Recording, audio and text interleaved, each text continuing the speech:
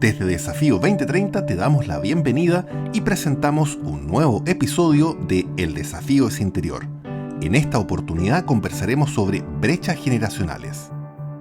Esta serie es patrocinada por Revival, el nuevo vino de Garage Wine. Bueno, le doy la bienvenida a este espacio Desafío Interior y la idea también es que hoy día vamos a conversar de una temática súper interesante que tiene que ver con las brechas generacionales y lo que pasa al interior de las compañías, de los equipos de trabajo cuando efectivamente está en este encuentro de edades distintas. Pero antes de conversar de esto, como hay un montón de personas que nos están viendo y escuchando, siempre es bueno presentarse. Yo podría presentarlas, pero prefiero que cada una se presente porque lo más seguro es que voy a omitir algún detallito y prefiero que ustedes mismas se presenten. Así que, Natalia, voy a partir contigo. Cuéntanos un poquito de ti para que te conozcan. Muchas gracias. Primero, muchas gracias por la invitación. Soy Natalia Lidhovet, soy socióloga, soy argentina. Si escuchan algo raro por ahí, soy argentina. Ajá. Y vivo hace casi 30 años en Chile, así que soy un híbrido. Soy un Entonces, híbrido. Has pasado 18 de septiembre aquí, ya está bien. Muchos. Soy socióloga, me he dedicado toda mi vida a recursos humanos y hace 8 años lidero el área de desarrollo de capital humano en la corporación de Sofofa. Soy mamá y es así que es una pieza marcada a fuego en la mitad de todo mi ser y mi identidad y una apasionada de las personas. Bienvenida, Natalia, un gusto.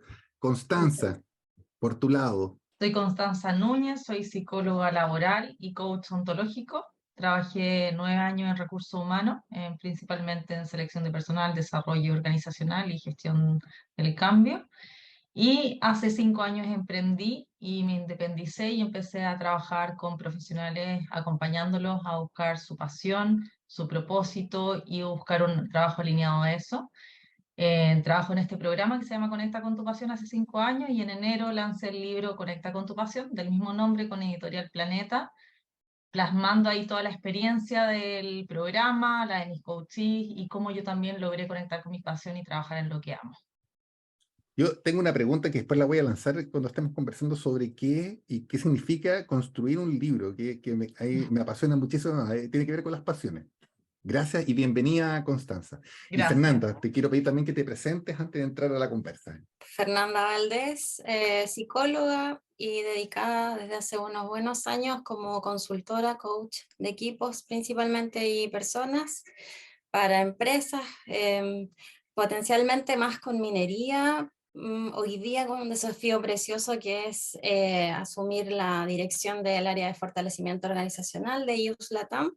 Y estamos haciendo un trabajo precioso que queremos también compartir con ustedes, empezando desde hoy. Así que muchas gracias por invitarnos y por darles la bienvenida a todos ustedes, por supuesto. Genial. Oye, mira, parte de la conversa nos llamó la atención porque parte de lo que hacemos también en el programa de televisión Desafío 2030 y que logramos trasvasijar de alguna forma, yo les comentaba antes de comenzar la grabación, de que hay muchas entrevistas que nosotros nos quedamos con la sensación de que no logramos profundizar tanto. Y hoy día, yo diría, bueno, uno podría decir que estamos como post-pandemia de alguna forma, como que ya salimos de esta intensidad que nos trajo la pandemia. Sucedieron una serie de transformaciones en la sociedad, en uno mismo. Entonces también las tecnologías irrumpieron con fuerza con el teletrabajo y así, suma y sigue. Yo creo que podríamos como analizar esto de distintas aristas, pero en particular en lo que se refiere a las brechas generacionales, donde está este encuentro entre distintas generaciones, aparecen datos, aparece información que es entretenido empezar como a indagar. Yo le pedía en preparación a esta misma conversa, a Fernanda que nos pudiera compartir algunos insights como para gatillar la conversa, para partir así. Así que ahí te dejo la palabra, Fernanda. Gracias. Bueno, también nace la curiosidad de este tema que son las brechas generacionales, particularmente se manifiesta muchísimo como una necesidad en las organizaciones, en las personas, se observa también en las conversaciones de pasillo, se plasma muchísimo también en las confianzas que cada uno, en las consultas, sobre todo las psicólogas, o las coaches estamos entregando en los espacios. Y uno de los aspectos que llama mucho la atención es cómo se establece confianza en el desarrollo de la labor, en cómo al final esto repercute en forma, digamos, negativa o también quizás positiva, y eso yo creo que es una buena invitación a mirar, a reflexionar. Aún así, esto no está exento de que podamos observar de que tiene esto un arraigo que puede tener una causa, por ejemplo, a nivel cultural, puede tener también una participación en esto, el estilo de liderazgo que quizás se está ejerciendo. Entonces hemos estado mirando como desde dónde nace esto, desde dónde se plantea y que afecta tanto y genera tanto ruido, tanto roce en los espacios de trabajo. Entonces cuando miramos eso, nosotros nos tenemos que ir como consultando, mirando, generando un análisis de alguna manera de, bueno, ¿cómo podemos apoyar a que este proceso se vaya cursando, a que se plantee también, que se releven las conversaciones, que se manifieste, y cómo nosotros podemos contribuir a que las distintas variables se vayan conjugando para que estos temas puedan ser más bien una oportunidad que más que una limitante. Entonces, yo les invito como un poquito a preguntarse como de qué manera esto podría estar impactando en los roles que estamos jugando en nuestros trabajos, qué observaciones tienen al respecto, y partir por ahí, como, qué es lo que han mirado ustedes dentro de sus labores, que trabajan con capital humano, que trabajan con las pasiones, cómo nosotros vamos a ir viendo esto en sí, en detalle. Está buena la pregunta, Fernanda, es una buena provocación y ahí yo quería partir con Natalia también respecto de este manual que ustedes generaron. Yo creo que estaba viendo detalles del manual de alguna forma y hay como, me gustó como este cuadrante de orientación que ustedes manifestaban o estas diferencias entre la presencialidad en las oficinas, por un lado, y este trabajo remoto, y también como ese tipo de prácticas en el contexto también de las brechas generacionales ha generado oportunidades también, pero desaciertos, y cómo también las organizaciones están entendiendo de que eso puede ser una oportunidad, como dice Fernanda. ¿Cómo ustedes llegaron a elaborar esta guía, este manual? No sé cómo llamarlo. Nosotros desde Lotic tenemos más de 2.000 clientes, y cuando pasó que todos nos fuimos a trabajar a nuestras casas, rápidamente la conversación con los clientes y la conversación adentro de los trabajadores cambió. O sea, un día nos despertamos y todos hablamos de algo distinto, ¿no?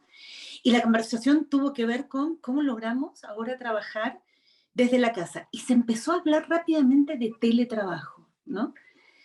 Y nosotros ahí llamamos a un viejo amigo, Sebastián Conde, que lideraba hasta hace muy poquito el equipo del CEO de la Universidad de Chile, en la Escuela de Ingeniería Industrial de la Universidad de Chile, y le pedimos ayuda para entender lo que estábamos viviendo. Y yo me acuerdo, patente, era la primera semana de teletrabajo, y Sebastián le empiezo a hablar y me dice, esto no es teletrabajo, Natalia, esto es una emergencia. Estamos haciendo lo que podemos desde nuestras casas, y eso nunca fue teletrabajo. Y súper interesante la distinción, porque cuando te lo plantean así, decís, obvio que no estamos teletrabajando, estamos haciendo lo que podemos para transitar. Era una improvisación.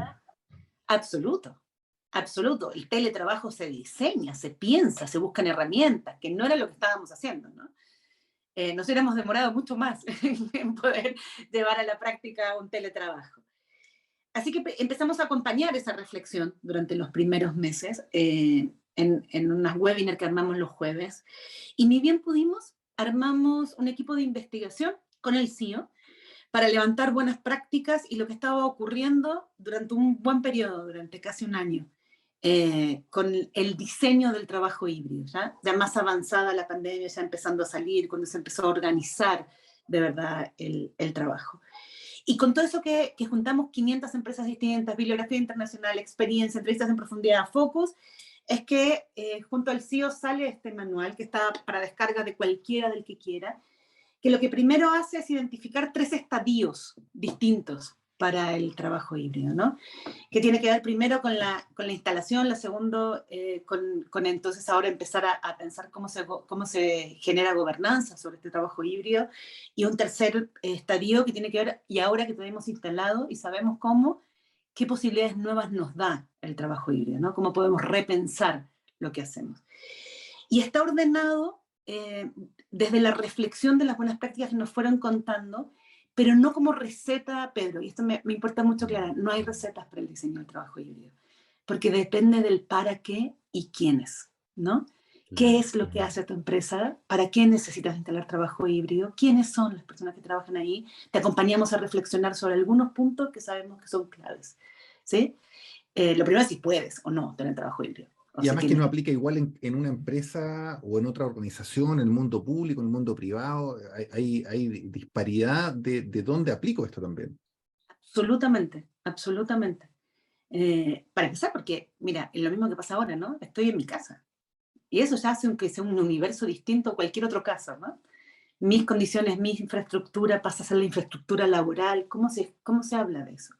Eso es parte de los universos que hay que pensar cómo poner en el diseño del trabajo híbrido. Voy a hacer una pequeña pausa porque me interesa también indagar en lo que empezó a desarrollar Constanza, y que también nos vayas contando, Constanza, cómo fuiste llegando a elaborar este libro asociado a las pasiones, que también de alguna forma cuando uno empieza a ver que las pasiones de los jóvenes que llegan a un trabajo estructurado, y las pasiones de los que ya llevan bastante más tiempo, de hecho, un poquito también antes de la reunión con Fernanda estábamos hablando de la incertidumbre que sienten aquellas personas que llevan muchos años en una gran empresa, y cuando ven que hay o situaciones de mercado que le implica cambio, están con un pánico terrible, decir, pucha, ¿cómo me reinvento si no sé reinventarme? En cambio, los jóvenes es como tan fácil reinventarse, como que se conectan más rápido con las pasiones. Así que, Constanza, cuéntanos un poquito cómo llegaste a eso. Bueno, como te contaba al inicio, todo esto parte finalmente de mi propia historia, de cómo yo conecté con mi pasión y cómo veía, yo trabajaba en Cerro El Plomo, ahí en Las Condes, cómo veía mucha gente trabajar en piloto automático, yendo a trabajar con una cara muy amargada, y yéndose a la casa de la misma forma, como en este piloto automático, sin cuestionarse hacia dónde iba, para qué hacen lo que hacen, como cuestionarnos si efectivamente estamos en el lugar que deseamos y estamos aportando. Yo creo que la pandemia remeció eso y aceleró mucho más este proceso, tanto como decía Natalia, el teletrabajo, pero también remeció como esto de preguntarnos si estamos haciendo lo que amamos, si lo que hago contribuye en algo, no sé, a la sociedad, y si está alineado a mi propósito, etc. Y claramente los jóvenes tienen más que distintas pasiones o que los adultos o las personas de más edad, tiene que ver con que todos finalmente en algún momento de la vida empezamos a cuestionarnos esto, como lo que hago me apasiona, me llena. Si bien las generaciones más antiguas obviamente quizás no nos enseñaron a cuestionarnos esto en el colegio, y los jóvenes hoy día vienen con este chip desde mucho antes de decir, quiero buscar un trabajo que me guste, por eso también hay más movilidad laboral. Eh, pero es interesante mirar cómo al final, de todas formas, independiente de la edad, todos tenemos como este mismo dolor de lograr encontrar algo que de verdad nos gusta, que podamos sacar todos nuestros talentos también a la luz y poder contribuir también a la sociedad, porque yo creo que tiene que ver también con este ganar-ganar, como entregando algo, yo también recibo una remuneración, no sé, de cierta forma un reconocimiento de lo que hago. Cuando uno ve a un emprendedor, es más fácil como conectar, él emprendió en su pasión, como que algo que le gustaba y se lanzó por ahí. Pero alguien que está en el mundo más corporativo, donde quizás, claro, le gusta su trabajo, pero está como en un propósito más grande. Fernanda hablaba de los estilos de liderazgo. Este joven se encuentra con un personaje que tiene un estilo quizás más autoritario, y a la primera, como remesón, el joven como que dice, me voy, y no tiene ningún problema en desprenderse de ese compromiso, aunque el trabajo le haya gustado demasiado y la remuneración puede haber sido muy buena, pero decide emprender vuelo hacia otra cosa, y el jefe dice, pero ¿cómo? Hace varios años, hace como 6 años, tenía una pregunta que ustedes como consultores me van a entender. ¿Qué era eso que cuando uno es consultor y entra a una reunión en una empresa a hablar de cualquier proyecto, iniciativa, te cuentan cualquier historia. Sales de ahí y dices, esto no va a resultar. O esto sí, este equipo. ¿Qué es eso, no? Que uno observa de afuera, pero que los que están adentro no observan en las dinámicas relacionales entre ellos, que uno sale y sabe cosas de ese equipo. Y cada vez que salíamos de una reunión con una empresa, con mi equipo jugábamos a identificar, ¿no? Así como, viste cómo miró, lo que no dijo, lo que dijo. Yo también soy coach. Y jugábamos a tratar de ponerle nombre y a decir, ¿qué es esto? Y en esa época me pasó algo muy chistoso, que también estaba empezando mi vida en pareja, al mismo tiempo que empezaba la laboral. Y mi pareja, muy linda, muy amado, dormía con la tele prendida. Y yo soy insomne. Teníamos un problemita que resolver. Fatal. Un día, total. Pero un día me despierto y estaba Carolina Alschwager hablando de confianza en la tele a las 12 de la noche en el noticiero de la medianoche, ¿ya? Entregando los resultados de un análisis que siempre hacen de cómo confían los ciudadanos en las marcas. Y me desvelé, me quedé escuchando el entero, todo el licreo, y cómo los bomberos son las instituciones en las que los chilenos más confían. Y la llamé al día siguiente. Y le dije, tenemos que entender cómo esto ocurre adentro de las organizaciones. No o sea, entiendo, me parece súper interesante la reputación en las marcas, pero me interesa entender el tejido de confianza organizacional. Hicimos una buena dupla porque ella sabía de confianza, nosotros de diagnósticos organizacionales, y investigamos más de 2 años para entender qué dimensiones construyen confianza. Y lo que dice Fernanda y lo que dice Connie es tal cual. O sea, llegamos a 8 dimensiones que en la base, Maslow lo había dicho antes que nosotros, están todas las higiénicas, respeto, cumplimiento, en el medio todas las de gestión, comunicación, claridad, gestión del conflicto, pero arriba las últimas 2 que van creciendo en el tiempo, tienen que ver con que la empresa donde trabajo aporte al mundo que yo quiero. Que quiero para mí, que quiero para mis hijos, propósito, ¿no? Que mi propósito está alineado con ese propósito de la empresa. Y lo interesante es que ahí sí hay un cambio en las generaciones.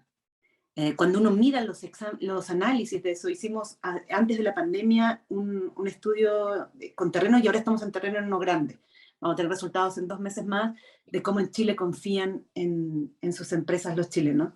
También hacemos análisis adentro de las organizaciones, ¿no? Ese es el servicio que damos a las empresas, armar el mapa de gestión de confianza. Pero lo interesante es que las generaciones confían por dimensiones distintas. Lo que le es importante a uno no es lo mismo que le es importante al otro para construir confianza. Y por eso es que van tomando fuerza las de gestión superior, tipo gestión del conflicto, que seguro que a los baby boomers le daba lo mismo, digamos, ¿no? Y hoy es muy relevante, y las de propósito, las del impacto en el mundo. ¿Y cómo en ese sentido, Natalia, conviven? Porque probablemente lo que define a una generación y otra serán eventos históricos en los cuales nacieron o se criaron, nos criamos, aquí estamos todos, y quizás el cómo yo al día hablaba con una persona de Corea que me dice, oye, Chile le pasó una cosa muy similar a lo que pasó en Corea, un periodo político muy duro, muy complejo, y nos criamos con autoridades muy fuertes. Pero luego pasa el tiempo y cambia completamente y efectivamente se empiezan a producir estos desencuentros porque hay una historia arraigada. Finalmente podrían estar mirando o ayudar a las organizaciones a mirar sus historias, pero finalmente lo que tú comentas del propósito cambia como el sentido y pone la atención más hacia el futuro también, lo que puedo hacer hoy hacia el futuro, esa proyección ahí. Sí, yo creo que es una mezcla de todo. O sea, la cultura siempre es aquel filtro por el cual tú haces la interpretación del mundo. Y te hace que un coreano que está hablando contigo vea de la realidad algo distinto de lo que ves vos y seguro de lo que veo yo, pese a hacer este híbrido que decía. Tiene que ver con el contexto histórico en el que naciste, pero también las cosas que hablábamos recién, ¿no? El cambio tecnológico o una pandemia tiene un impacto profundo en esto. O sea, piensa esto, Pedro. ¿A ti te importan hoy las mismas cosas que te importaban antes de la pandemia? ¿Puedes asegurarme que no saliste transformado de esa experiencia? Yo creo que dice que no está mintiendo. Algo pasó ahí fuerte, así, en el mundo del trabajo reversión estructural ahí. En el mundo del trabajo lo sabemos, los que quieren hoy reclutar como reclutaban antes, con las mismas condiciones que reclutaban antes de la pandemia, están teniendo problemas grandes para atraer talento de calidad. Y ese propósito, pensando también en las pasiones, ahí, Constanza, porque de alguna forma el propósito debería, de alguna forma, por ejemplo, la política de sostenibilidad, decir, que voy a cambiar mi core de negocio y voy a empezar a producir con lógicas de economía circular, y uno podría como armar una narrativa que finalmente impacta en los procesos y todo lo demás, y dice, ah, la empresa está siendo sostenible, tiene un propósito, quiere cuidar el planeta, como escuchó a Greta, ¿ah? ¿Ah? Podríamos hablar de eso, pero también si lo proyectamos desde las pasiones, cómo la generación más joven también va entendiendo de que puede conectarse su propia pasión con esta pasión de la empresa, cómo encuentra el match ahí. Es importante cuando te escuchaba como que también haya una coherencia, porque también está muy de moda esto de ser sostenible, de hacer empresas más sustentables, pero muchas de ellas lo hacen solo para mostrar que son así, pero al interior nos damos cuenta que no son cero así, que lo hacen nada más por cumplir un estándar o por cumplir quizás una ley que dice que hay que ser más sustentable. Entonces, los jóvenes hoy día se dan cuenta de eso, que a veces van a la entrevista y todo, pero lo que están diciendo es vendiendo algo que internamente no lo sienten, no están alineados a eso.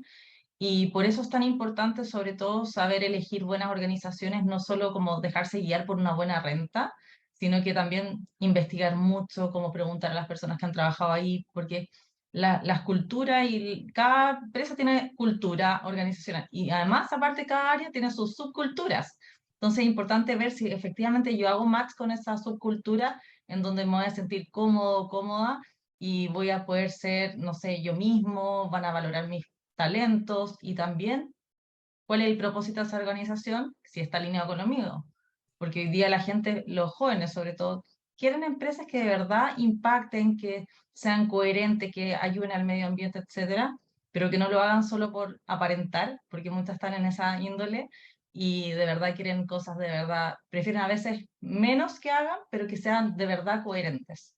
Mm. Y los adultos yo creo que también están cambiando el switch. Creo que a mí también me llegan sobre 40 personas o sobre 50 y que están mirando estos cambios, sobre todo después de la pandemia, de no entrar a un trabajo porque sí, porque necesito ganar plata, sino que quieren un trabajo que efectivamente los llene y puedan sentirse que están contribuyendo a la sociedad. Mira, estaba pensando no voy a decir empresa, ¿ah? Porque aquí puede haber ropa tendida, digo yo, pero en el mundo minero pasa un dilema bien interesante, porque por un lado está, por lo menos en Chile, debe ser de las áreas donde se encuentra el porcentaje más alto de remuneraciones.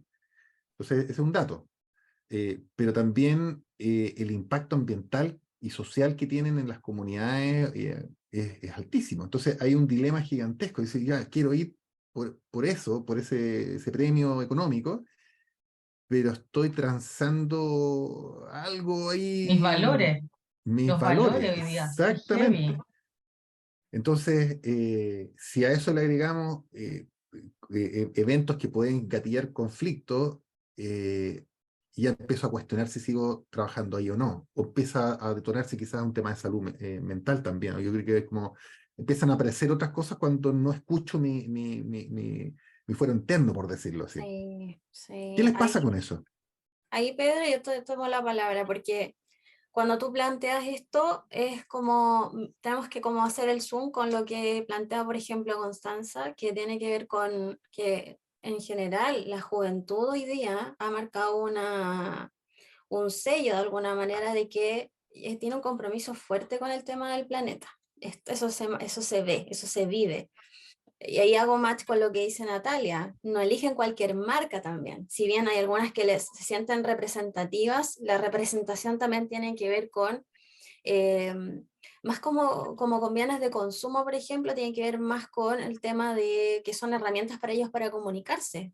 Hay una necesidad que al parecer están ellos planteando como de quién soy, qué es lo que yo quiero, qué es lo que me hace feliz, que son planteamientos que si los vemos en rangos etarios, las generaciones mayores, culturalmente, sobre todo en nuestro país, no era una oportunidad en las empresas llegar a estos diálogos, estas preguntas reflexivas, profundas, que dijéramos, bueno, parece que si yo ejecuto y me conecto con el ser, voy a producir mejor. Al contrario, las empresas están muy desconectadas o estaban más desde el hacer.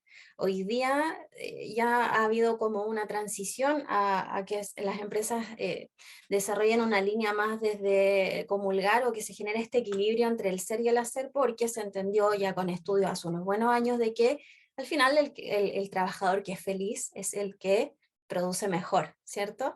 Entonces, en cuanto a estas brechas generacionales, lo que yo entiendo es como tenemos tanto que hacer culturalmente. Me encanta lo que dijo Natalia, como lo que dijiste es como también cada cultura define cuál es mi propósito y cuál es nuestro bien común. Entonces hay matices súper importantes que hay que ir como mirando en el caso de las organizaciones y en el caso de las personas.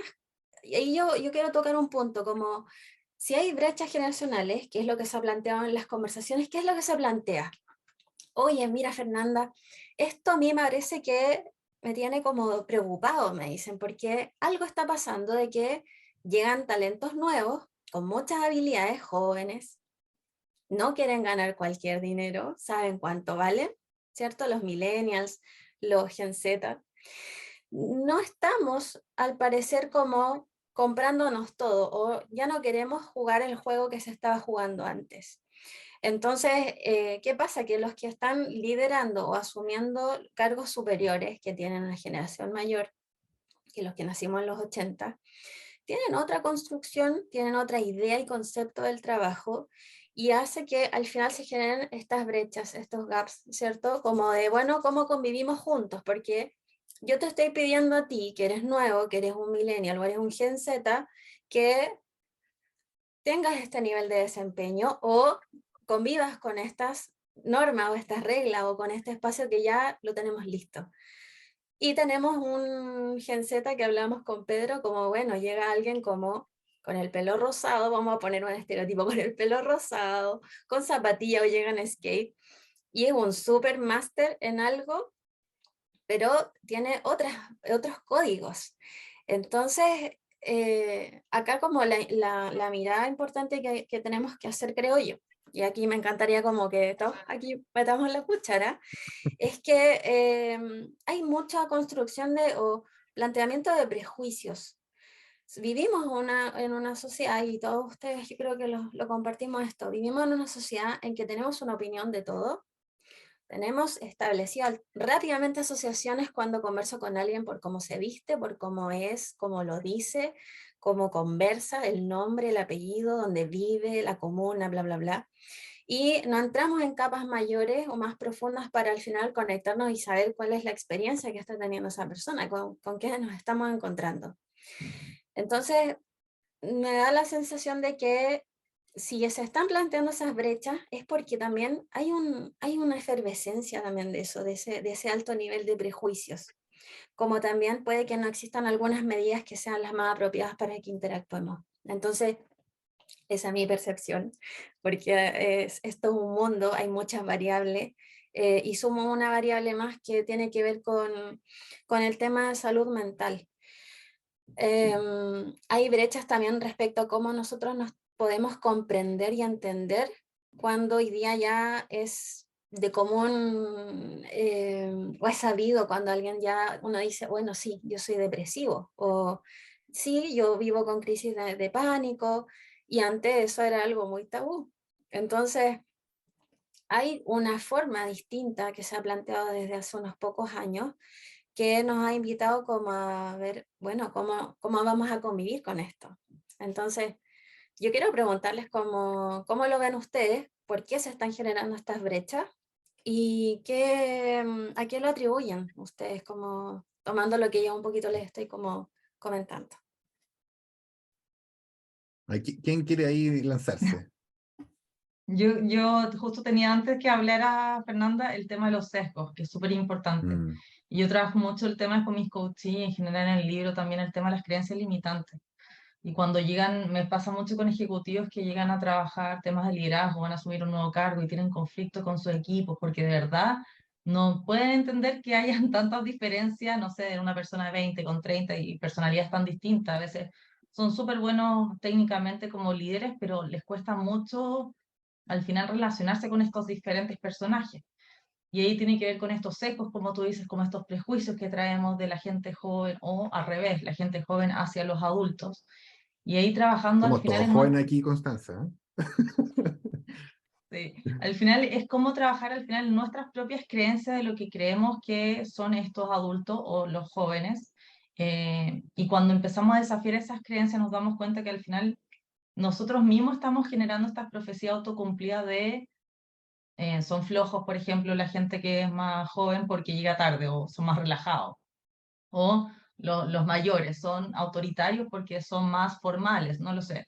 Entonces, si empezamos a mirar como hacia adentro, al final nuestras propias creencias son las que nos están limitando y para eso creo que es súper importante generar conversaciones en la organización. O sea, lo más importante ahí, en la medida que más abramos estos debates, se converse y se abra, como qué piensas tú respecto de esta generación o qué te pasa, creo que ahí se pueden llegar a consenso o a diálogo que nos permita conocernos más y salir de los sesgos, porque obviamente el sesgo es innato de la mente humana, pero cuando empezamos a conocernos y conversar estos dolores al final, porque igual son dolores, quizás podemos lograr entender que independiente de la edad o de lo que se ve por fuera, hay una persona que tiene un propósito, hay una persona que le gusta su trabajo, hay una persona que también tiene problemas eh, y que viene de una historia también, como que esa persona por algo viene así como de su historia, esta persona adulta que es autoritaria quizás, es porque también vivió una cultura, una organización en donde también eso estaba permitido, era validado también, hoy día ya cada vez menos,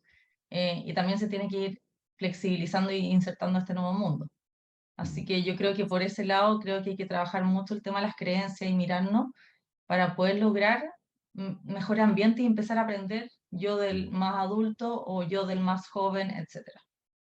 Inevitablemente, con lo que estabas comentando, Connie, dentro de las investigaciones que nosotros hemos estado haciendo en distintas partes del mundo, yo creo que hemos tenido como, yo soy un agradecido de la posibilidad de viajar a conocer otras realidades también, porque a veces como que uno se queda con lo que está más cercano y eso también limita.